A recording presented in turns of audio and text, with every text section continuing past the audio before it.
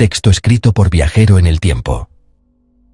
¿Qué es lo que la mayoría no sabe sobre Sevilla en los días previos a la sublevación militar de 1936? En el calor sofocante de julio de 1936, Sevilla era una ciudad de profundos contrastes y tensiones crecientes. Como principal centro urbano de Andalucía, servía como un eje vital para la comunicación, la agricultura y la industria en el sur de España. Su importancia estratégica era inmensa. El control de Sevilla significaba el control del valle del Guadalquivir, una arteria crítica para el suministro y el movimiento de tropas. La ciudad era un microcosmos de las divisiones sociales de la Segunda República Española. Contaba con una poderosa aristocracia terrateniente y una burguesía conservadora, pero también era el hogar de una gran clase trabajadora, políticamente organizada y militante, particularmente en barrios como Triana y Macarena. Estas áreas eran bastiones de sindicatos anarquistas y socialistas que habían estado a la vanguardia de las demandas de justicia social y reforma agraria. La atmósfera en los días previos al 18 de julio estaba cargada de anticipación y temor. Los rumores de una conspiración militar contra el gobierno del Frente Popular, elegido democráticamente, habían estado circulando durante meses. Los partidos y sindicatos de izquierda estaban en alerta máxima, organizando milicias y preparándose para una confrontación que creían inevitable. El gobierno, sin embargo, dudaba en armar a la población, temiendo perder el control y provocar una reacción aún más violenta por parte de los militares. Esta indecisión resultó fatal. Si bien los trabajadores de Sevilla estaban ideológicamente comprometidos a defender la República, carecían de las armas y la coordinación militar necesarias para enfrentarse a un ejército profesional. Su fuerza residía en su número y su pasión, pero esto resultaría insuficiente contra una fuerza militar calculada. La guarnición militar de Sevilla era en sí misma un reflejo de la fractura política de la nación. El comandante de la Segunda División Militar, el general José Fernández de Villaabrille, era leal a la República. Sin embargo, muchos de los oficiales bajo su mando estaban profundamente involucrados en la conspiración antirrepublicana liderada por el general Emilio Mola desde el norte. Estaban esperando la señal para actuar. La figura clave en este complot para el sur ni siquiera estaba destinada en Sevilla. El general Gonzalo Queipo de Llano, un hombre conocido por su personalidad volátil y su naturaleza audaz, llegó a la ciudad con un pequeño grupo de conspiradores, con la mente puesta en una audaz apuesta que decidiría el destino de Andalucía y daría forma a todo el curso de la Guerra Civil Española. El valor estratégico de la ciudad iba más allá de su posición geográfica. Sevilla representaba un importante premio moral y político. Como una ciudad importante con una fuerte tradición republicana y de izquierda, su exitosa captura por parte de los rebeldes enviaría un poderoso mensaje a toda España. Demostraría que el golpe no era simplemente un asunto provincial, sino un desafío serio y nacional a la autoridad del gobierno. Además, asegurar Sevilla era esencial para el plan maestro de los conspiradores: crear una cabeza de puente sureña para el ejército de África, de élite y curtido en batalla, estacionado en el protectorado español de Marruecos. Sin el puerto y los aeródromos de Sevilla, la transferencia de estas tropas cruciales a la península sería casi imposible, lo que podría paralizar la rebelión antes de que pudiera comenzar. La sublevación en Sevilla fue una obra maestra de farol y audacia, orquestada casi en solitario por el general Gonzalo Queipo de Llano. La tarde del 18 de julio de 1936, entró en el cuartel general de la Segunda División Militar con solo un puñado de oficiales. Su plan era increíblemente arriesgado. Tenía muy pocas tropas directamente bajo su mando y dependía completamente de la sorpresa, su imponente personalidad y la indecisión de los comandantes leales. Se enfrentó al general Villaabrille, nombrado por el gobierno, declaró el estado de guerra y lo puso bajo arresto. Al tomar el centro de mando, Queipo de Llano decapitó eficazmente la estructura militar leal en la ciudad con un movimiento rápido y audaz. Inmediatamente, comenzó a dar órdenes como si comandara una fuerza abrumadora, una ficción que mantendría durante las primeras horas críticas. Llamó por teléfono a varios cuarteles y guarniciones, usando una mezcla de amenazas y órdenes seguras para atraer a los oficiales indecisos a su lado. Sabía que la clave del éxito era crear una impresión de impulso imparable. Sus fuerzas iniciales eran escasas, consistiendo principalmente en la Guardia Civil, algunos guardias de asalto y unas pocas unidades de artillería. Eran superados en número por la población obrera de la ciudad, quienes, al enterarse del golpe, comenzaron a levantar barricadas en sus barrios, decididos a resistir. La batalla por Sevilla estaba lejos de ser ganada, apenas había comenzado. La estrategia del general era doble. Primero, tenía que asegurar puntos estratégicos clave dentro del centro de la ciudad: la central telefónica, la oficina principal de correos, la estación de radio y los edificios gubernamentales. Esto le permitiría controlar la comunicación y proyectar una imagen de autoridad. Segundo, y más importante, tenía que evitar que los trabajadores organizados lanzaran un contraataque coordinado desde sus bastiones en los barrios circundantes. Él entendió que si los trabajadores lograban armarse adecuadamente y unir sus esfuerzos, su pequeña fuerza podría ser fácilmente superada. Las horas iniciales del golpe fueron una carrera frenética contra el tiempo, con los rebeldes de Queipo de Llano intentando consolidar su precario control sobre el corazón de la ciudad. El éxito de esta fase inicial fue crucial para la rebelión en general. Con el aeródromo de Sevilla bajo su control, Queipo de Llano pudo facilitar el transporte aéreo de los primeros contingentes del ejército de África. Estos eran soldados profesionales, incluyendo los temidos regulares marroquíes y la legión extranjera española, cuya llegada cambiaría drásticamente el equilibrio de poder. Los primeros aviones de transporte Junkers Ju-52, suministrados por la Alemania nazi, comenzaron a aterrizar, trayendo las tropas endurecidas que se convertirían en la punta de lanza del avance nacionalista. La audaz apuesta de Queipo de Llano había valido la pena. No solo había capturado una importante ciudad española, sino que también había abierto la puerta para que la fuerza de combate más efectiva de la rebelión entrara en la península. Una vez que tomó el control de la estación Unión Radio Sevilla, el general Queipo de Llano desató su arma más poderosa e insidiosa, su propia voz. Noche tras noche, salía al aire para emitir programas divagantes, vitriólicos y aterradores que se convirtieron en su sello distintivo. No eran discursos de propaganda sofisticados, eran ejercicios brutales de guerra psicológica. Usando un lenguaje rudo y coloquial, se jactaba de las ejecuciones del día, amenazaba a sus enemigos con violencia gráfica y extendía una atmósfera escalofriante de miedo que iba mucho más allá de los límites de la ciudad de Sevilla. Su tono campechano pero amenazante le valió el apodo de El General de la Radio, y sus transmisiones se convirtieron en un ritual de pavor para aquellos en territorio republicano y una fuente de sombría moral para sus partidarios. El contenido de sus discursos estaba diseñado para paralizar a sus oponentes con miedo. Nombraba abiertamente a individuos y grupos que pretendía purgar, prometiendo que ningún republicano, socialista o anarquista escaparía de su justicia. Famosamente advirtió a los hombres de Madrid que cuando llegaran sus tropas, sus mujeres aprenderían lo que significaba estar con hombres de verdad. Amenazó con ejecutar a 2 marxistas por cada uno de los nuestros que cayera. Estas no eran amenazas vacías. El día después de sus transmisiones, las mismas personas o pueblos que había mencionado a menudo se convertían en objetivos de brutales represalias. Este vínculo directo entre sus palabras y la violencia subsiguiente hizo de sus transmisiones un instrumento eficaz de terror, asegurando que la población permaneciera acobardada y sumisa. Sus mensajes también servían para deshumanizar al enemigo.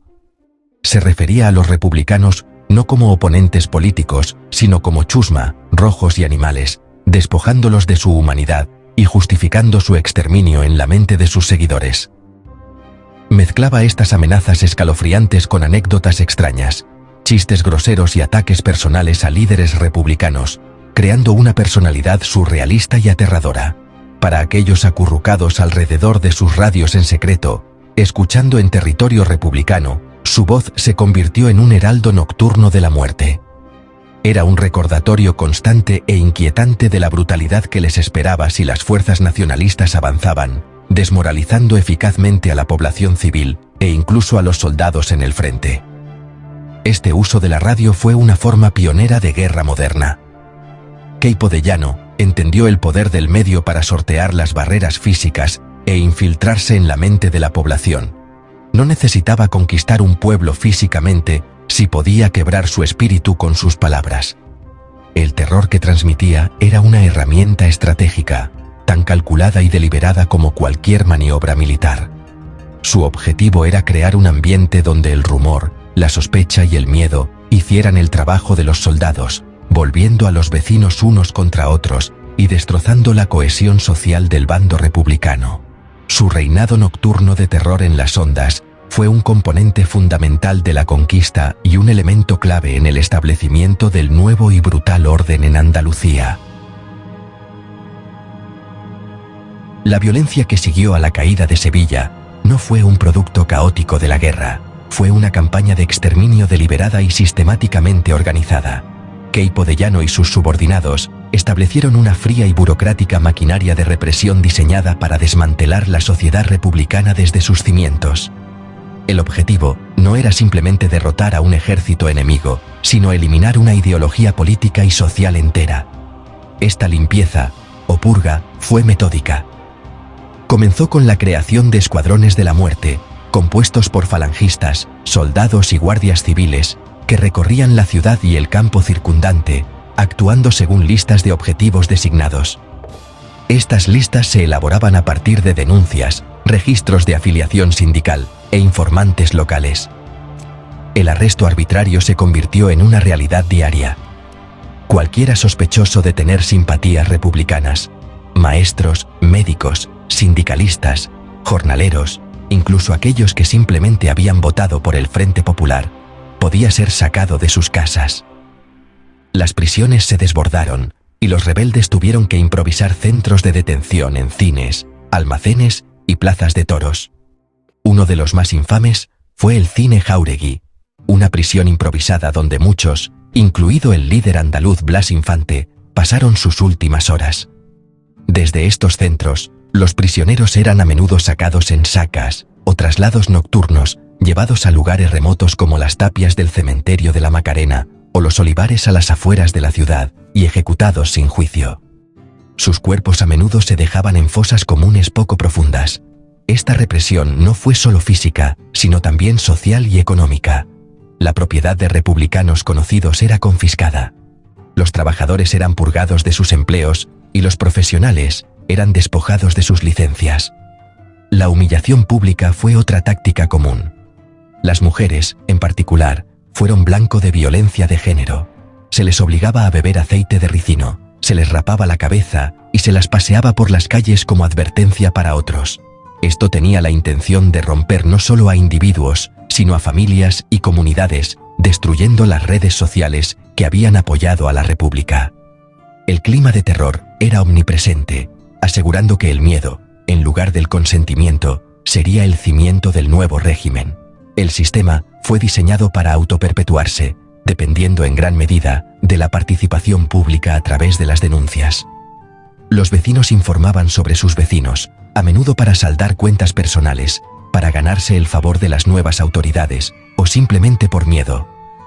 Esto creó una sociedad fracturada y paranoica, donde la confianza se hizo añicos. El régimen de Queipo de Llano perfeccionó un modelo de control social basado en atomizar a la población y convertir a todos en un potencial informante o una potencial víctima. Este enfoque sistemático de la violencia sirvió como un brutal plan, un modelo fundamental de terror que se replicaría en toda España a medida que las fuerzas nacionalistas conquistaban más territorio, sentando las bases para la larga dictadura que seguiría. Los barrios obreros de Triana y la Macarena eran el corazón de la resistencia republicana en Sevilla. Tan pronto como se extendió la noticia del golpe de Queipo de Llano, estos barrios estallaron. Los trabajadores, principalmente afiliados a los sindicatos anarquistas de la CNT y socialistas de la UGT, salieron a las calles, listos para defender la República. Levantaron barricadas improvisadas con adoquines, muebles y tranvías volcados, transformando sus barrios en fortalezas. Su determinación era feroz, pero sus recursos eran trágicamente tan escasos. Poseían pocas armas de fuego, dependiendo principalmente de viejas escopetas de caza, pistolas y armas improvisadas. Su esperanza inicial era resistir hasta que el gobierno pudiera enviar armas y refuerzos, una esperanza que tristemente nunca se haría realidad. Durante varios días, estos barrios resistieron los ataques rebeldes. La lucha fue intensa y calle por calle. Triana, situada al otro lado del río Guadalquivir, fue particularmente desafiante. Los rebeldes, inicialmente pocos en número, lucharon por romper la resistencia. Sin embargo, el equilibrio cambió decisivamente con la llegada de las primeras unidades del ejército de África. Estos legionarios, irregulares marroquíes, endurecidos en la batalla, tenían experiencia en la brutal guerra urbana y en tácticas de represión. Estaban equipados con armamento moderno, incluyendo artillería y ametralladoras, contra las cuales las barricadas de los trabajadores tenían pocas posibilidades. Los rebeldes iniciaron un asalto sistemático, utilizando artillería para derribar las defensas antes de enviar tropas para acabar con la resistencia restante. La caída de Triana y de los otros distritos obreros fue seguida por una ola de horribles represalias. Las tropas nacionalistas, a las que Queipo de Llano dio rienda suelta, no mostraron piedad. No distinguieron entre combatientes y civiles. Hombres, mujeres e incluso niños fueron perseguidos y asesinados en las calles o sacados de sus casas y ejecutados en el acto. La conquista de estos barrios tenía la intención de ser una lección punitiva, una demostración de las fatales consecuencias de desafiar el nuevo orden. El nivel de brutalidad estaba destinado a aterrorizar al resto de la ciudad, para que se sometiera por completo y a erradicar el espíritu mismo de rebelión que había definido a estas comunidades. La derrota de los trabajadores en Triana y la Macarena fue un punto de inflexión crítico. Marcó el final de cualquier resistencia organizada y armada al golpe dentro de Sevilla. Con la ciudad firmemente bajo su control y sus defensores más militantes muertos o escondidos, Queipo de Llano podía usar Sevilla como una base segura de operaciones para la conquista del resto de Andalucía. El aplastamiento de estos barrios no fue solo una victoria militar, fue una victoria social y política. Aniquiló físicamente a la dirección y a una parte significativa del movimiento obrero organizado en la ciudad, silenciando una poderosa voz para el cambio social y allanando el camino para la imposición de una nueva jerarquía autoritaria. El terror no estaba reservado a líderes políticos o combatientes armados. Se metió en lo más profundo de la vida cotidiana, destrozando familias que no tenían ninguna participación activa en la política. La historia del abuelo de Viajero en el tiempo es un ejemplo conmovedor y representativo de lo arbitrario de la represión. Él no era un militante, un líder sindical, ni siquiera un miembro de partido. Era simplemente un hombre trabajador, un demócrata que creía en los ideales de la república, educación, progreso y una sociedad más justa. Había votado al Frente Popular, como millones de otros, ejerciendo su derecho democrático en unas elecciones legalmente constituidas. Este simple acto fue suficiente para marcarlo como un enemigo del nuevo Estado. Vivía en un mundo donde un rumor era una sentencia de muerte y la envidia de un vecino podía ser fatal. En el clima de miedo fomentado por Queipo de Llano, los rencores personales y las pequeñas disputas se resolvían mediante denuncias anónimas a las patrullas falangistas. Alguien pudo haber codiciado su trabajo, su pequeña parcela de tierra, o simplemente le desagradaba por una razón olvidada hace mucho tiempo. Una sola palabra, sin fundamento, susurrada a las autoridades, fue todo lo que hizo falta. Fue arrestado, arrancado de su familia sin explicación ni cargos. Se convirtió en uno de los miles de desaparecidos, individuos que se desvanecieron en las fauces del aparato represivo, dejando un vacío de incertidumbre y dolor para sus seres queridos. La búsqueda de su familia fue una experiencia desesperada y aterradora. Fueron de prisión en prisión, de cuartel en cuartel, de oficinas gubernamentales a centros de detención improvisados, suplicando información. En esta nueva realidad, sin embargo, buscar justicia o incluso hacer preguntas era un acto peligroso que podía generar sospechas sobre uno mismo. La respuesta oficial fue un muro de silencio, negación o indiferencia burocrática. Las familias quedaron en un estado de agonía suspendida, incapaces de llorar y temiendo constantemente lo peor. El tormento psicológico infligido a las familias de los desaparecidos fue una parte deliberada de la estrategia del terror, asegurando que el miedo se propagara desde las víctimas directas a toda la comunidad. Finalmente, la verdad no dicha saldría a la luz, a menudo a través de una conversación en voz baja con un guardia comprensivo o el descubrimiento de un nombre en una lista de ejecutados. Como tantos otros, el abuelo de Viajero en el tiempo probablemente fue llevado a un paseo, un viaje de ida a una zanja en las afueras de la ciudad, y fusilado. Su historia no es única, es la historia de miles de españoles comunes, cuyo único crimen fue su creencia en la democracia. Representa la verdadera naturaleza de la violencia fundacional del régimen de Franco. Un esfuerzo sistemático para aterrorizar y limpiar la sociedad de cualquiera que encarnara el espíritu progresista de la Segunda República, dejando un legado de miedo y silencio que perduraría por generaciones. El asesinato de Blas Infante, el padre de la patria andaluza, es un símbolo poderoso de la intención de los rebeldes de destruir no solo personas, sino también ideas. Infante no era comunista ni revolucionario radical, era un intelectual, un notario y un humanista que había dedicado su vida a formular una visión de una Andalucía federal, culturalmente rica y socialmente justa. Su regionalismo andaluz era una filosofía democrática y progresista, profundamente arraigada en la historia y cultura únicas de la región. Abogaba por la reforma agraria, para ayudar al campesinado empobrecido y por un estatuto de autonomía que diera a Andalucía un mayor control sobre su propio destino dentro de un Estado español federal. Para los rebeldes ultranacionalistas, la ideología de Infante era anatema. Su visión para España era una de rígida centralización, uniformidad y supresión de todas las identidades regionales. Veían ideologías como el andalucismo de Infante como una amenaza a la sagrada unidad de la nación española. Su proyecto intelectual y político representaba todo lo que buscaban destruir: democracia, autonomía y reforma social. Cuando comenzó el golpe, Infante estaba en su casa en Coria del Río, cerca de Sevilla. No participó en la resistencia armada. Sin embargo, era un hombre marcado simplemente por quién era y lo que representaba. El 2 de agosto, milicianos falangistas llegaron a su casa y lo arrestaron.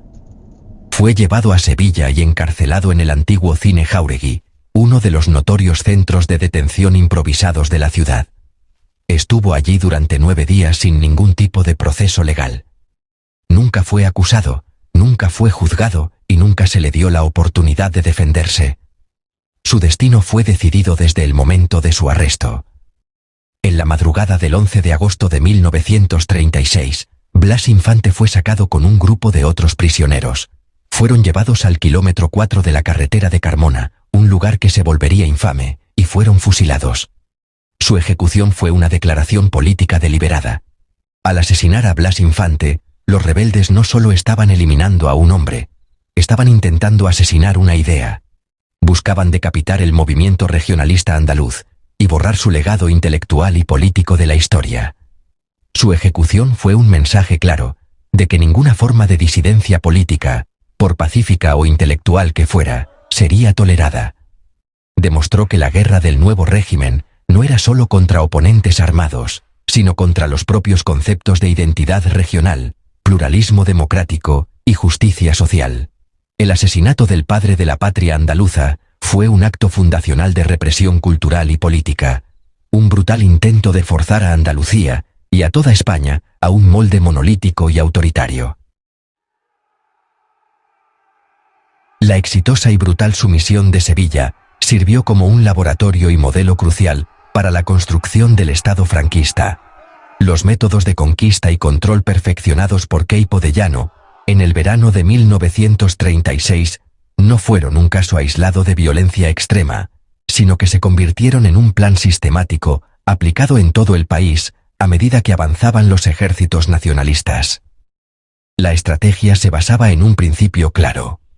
La nueva España no se construiría sobre el consentimiento o la reconciliación, sino sobre la eliminación física de la oposición y la institucionalización del terror como principal mecanismo de control social. Sevilla fue la primera ciudad importante donde este modelo escalofriantemente efectivo se implementó a gran escala. Los componentes clave del modelo sevillano se replicaron en todas partes. Primero fue la limpieza, o depuración, a través de ejecuciones masivas y selectivas dirigidas a los líderes políticos y sociales de la República, alcaldes, concejales, maestros, sindicalistas e intelectuales. Esto decapitó la sociedad local y eliminó cualquier posibilidad de resistencia futura. Segundo, fue el uso de detenciones arbitrarias generalizadas y humillación pública para crear un clima de miedo que paralizó a la población en general. Tercero, fue el fomento de delaciones para romper la solidaridad social y convertir a los ciudadanos en instrumentos de vigilancia estatal. Esta combinación de violencia física y guerra psicológica resultó devastadoramente efectiva para pacificar los territorios conquistados. Este modelo de represión no fue solo una necesidad de guerra, fue una ideología fundacional. El régimen de Franco se definió a sí mismo en oposición a la anti-España de la democracia, el liberalismo y el regionalismo. Por lo tanto, la erradicación completa de estos elementos se consideró un acto necesario de purificación. La violencia no era algo que ocultar. A menudo se realizaba públicamente para servir como una clara advertencia. El terror fue fundamental porque despejó el terreno para el nuevo Estado destruyendo el antiguo. No solo sus instituciones, sino también su gente y sus valores. La sociedad que surgió de este proceso estaba atomizada, temerosa y políticamente inerte, condiciones que eran esenciales para la supervivencia a largo plazo de la dictadura. El legado del modelo sevillano persistió durante los 40 años del gobierno de Franco. El aparato de represión, desde los tribunales militares especiales hasta la policía política, que se estableció por primera vez en el fragor de la guerra civil, se convirtió en características permanentes del Estado.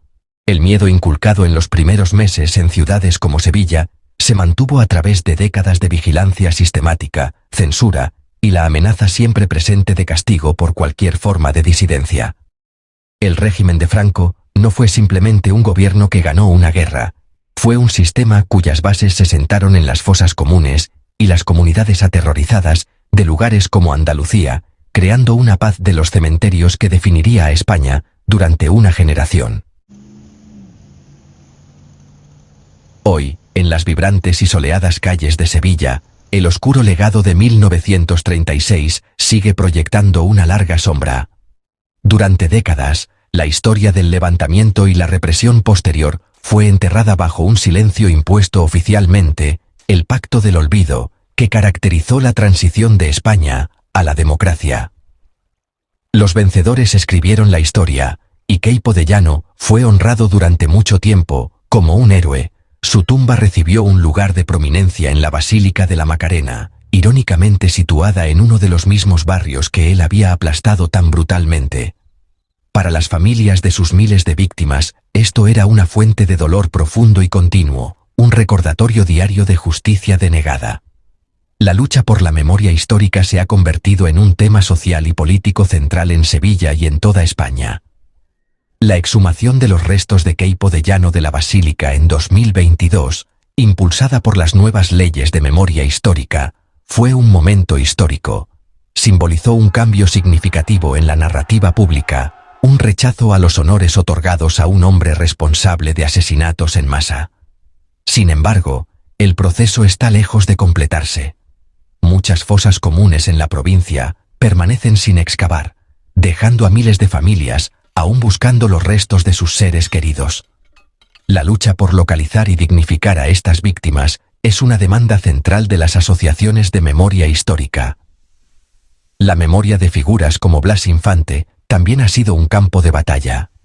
Aunque ahora es reconocido oficialmente como el padre de la patria andaluza, los activistas argumentan que las instituciones oficiales a menudo solo han rendido un homenaje superficial a su legado. La reciente colocación de una placa conmemorativa por activistas en el antiguo cine Jáuregui, donde Infante fue retenido por última vez, resalta una frustración popular con el lento ritmo del reconocimiento oficial. Estos actos de memoria son intentos de recuperar el espacio público y reescribir el paisaje de la ciudad, de marcar los lugares de sufrimiento y resistencia que fueron deliberadamente borrados de la historia oficial durante tanto tiempo. La historia del levantamiento de Sevilla no es, por tanto, solo una cuestión de historia, es un proceso activo y continuo de ajuste de cuentas social. Se trata de reconocer la violencia fundacional sobre la que se construyó el régimen de Franco y comprender cómo ese terror moldeó la sociedad española durante décadas. Se trata de proporcionar verdad, justicia y reparación a las víctimas y sus descendientes. Para Sevilla, confrontar los ecos de 1936 es un paso necesario para comprender plenamente su pasado y construir un futuro firmemente arraigado en los valores democráticos que Queipo de Llano y sus fuerzas buscaron tan brutalmente extinguir. La ciudad está aprendiendo lentamente a hablar de sus fantasmas, asegurando que sus historias sean finalmente escuchadas.